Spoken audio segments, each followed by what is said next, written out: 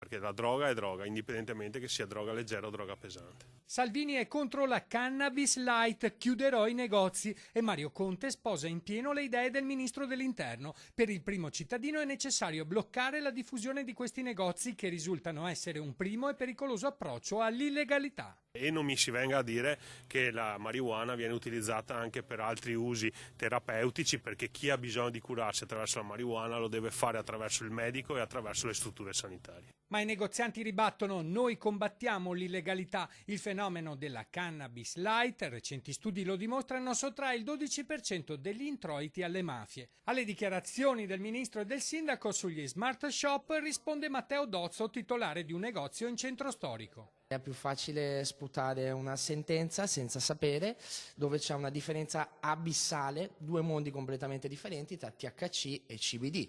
Il THC è la sostanza psicotropa che sballa, che è illegale in Italia, mentre nei negozi legali si vende tutto legale. Paghiamo l'affitto, paghiamo le tasse, non vedo dove stia il problema. Nei nostri negozi si rivolgono molte persone, spiega, persone che non cercano sballo. Qui vendiamo dei prodotti dove le persone ne hanno un beneficio. Vengono anche persone di 80-85 anni a curarsi a livello muscolare, a livello nervoso, stress, ansia, insonnia.